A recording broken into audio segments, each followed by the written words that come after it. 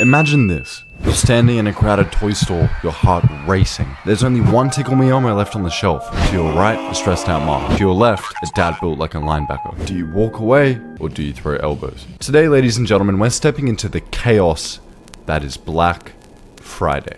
This isn't about holiday cheer, this is about survival. We're going to be looking at some of the worst casualties to occur on this dreaded day, and see what mysterious relics were responsible for such chaos.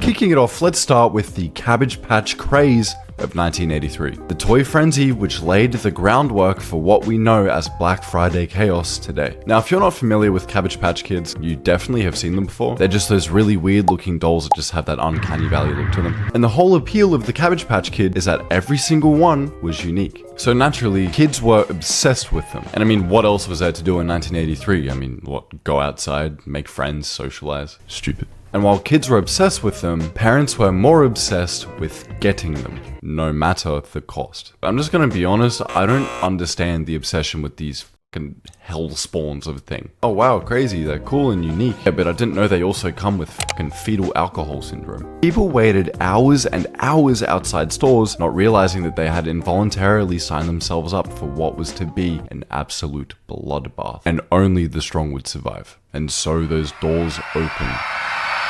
Charleston, West Virginia. Almost 5,000 people crowded in one department store are preparing a riot. Why, you may ask? Let's do some simple math. I have a crowd of 5,000 hungry people. I have 6 chicken nuggets. How fucked am I? The store only had 120 dolls. I get it, if I was a slightly overweight Midwestern woman with 3 kids, I'd be mad as fuck too. In Wilkes-Barre, Pennsylvania, employees and managers had to arm themselves with baseball bats because there was a rabid crowd of over 1,000 people that would not settle down.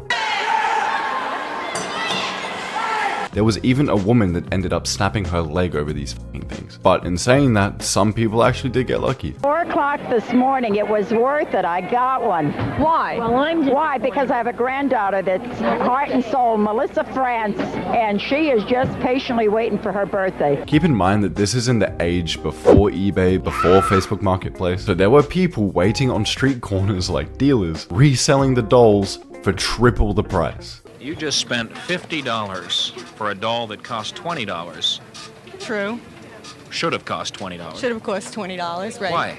Because by the time I go looking in the stores, it'll cost me $30 in gas and aggravation. The craze was so huge it even went on to inspire the Thinking Man's film, Jingle All the Way. And a funny thing is that around that same time Jingle All the Way released, another toy-pocalypse was brewing, and it was even worse.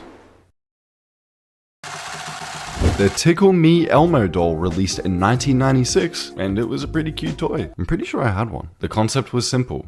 Your child tickles Elmo, and he talks. Shut the fuck up, you c- That's it. But I mean, at the same time, you can't really expect too much. It was made for kids. So initially, upon its release, it did pretty steady sales. And then, Rosie O'Donnell happened. She had a popular TV show back in the day, and there was an episode where she plugged the Tickle Me Elmo toy in early October. And again, this is television, this is nighttime TV, so everyone's watching. And so that plug of the Tickle Me Elmo was the single worst thing that could have happened to the manufacturer, Tyco Toys, because they could not have prepared for what was to come in the next 2 months. So fast forward into the next 2 months, and we get Elmo Mania. Red furry doll that giggles a lot.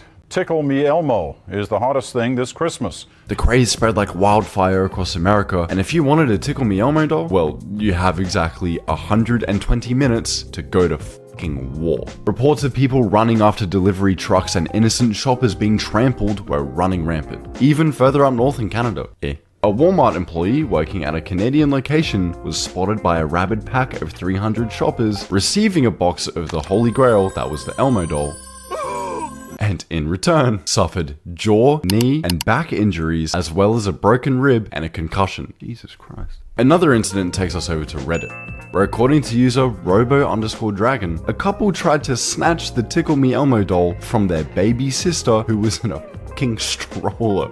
Also, here's your daily reminder that God has abandoned us and society will forever be tarnished, because scalpers were selling the Tickle Me Elmo toys in the newspaper for up to $1,000, which is equal to $2,000 today. Meaning that nowadays with that money, you could buy a loaf of bread and a cheap Lego set if you're lucky. Keep in mind, the toy was being sold in stores for $30. Oh, sorry, what's that? You're telling me that people made even worse financial decisions than that? In America? No.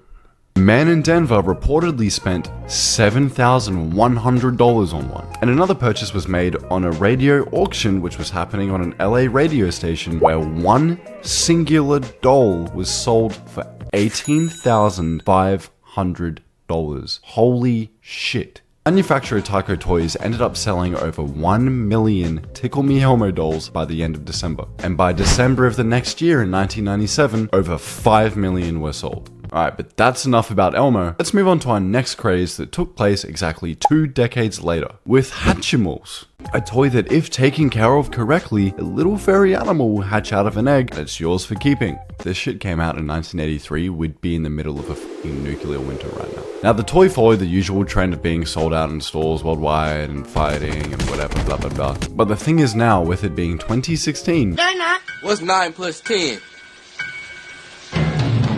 everyone has social media, which means, unfortunately, everyone has a voice. So after going through the usual issues, again, of being sold out everywhere across America, every single mother ever took to the internet to complain about scalpers. Some notable ones include YouTuber Alex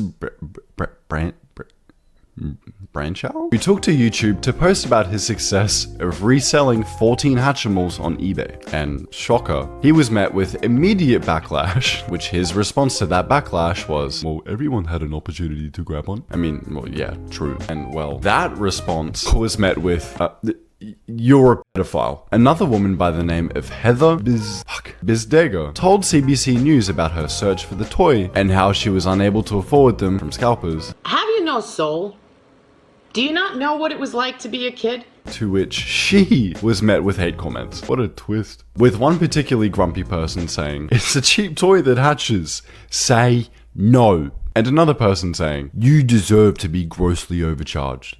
It's funny as, but come on, man. Poor kid's just probably living in the Industrial Revolution begging for a present that isn't something like his great-granddad's mining glove. But a kind stranger, Lisa Short from London, Ontario, okay, ended up donating her Hatchimal to Heather after hearing her story, and the rest is history. Now, just real quick, what's weird about this is I've never heard of Hatchimals in my life. I mean, literally until I researched this. I mean, I guess I'm not that surprised because the original line of Hatchimals ended up dying only 3 years later. But don't you worry, because a reboot of Hatchimals just came out last month, and I still didn't hear about it then.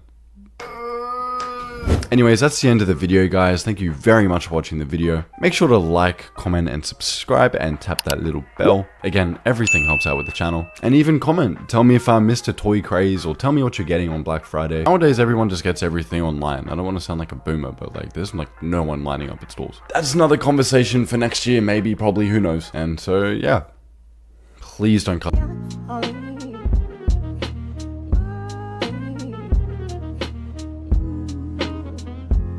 Catch me, I'm falling.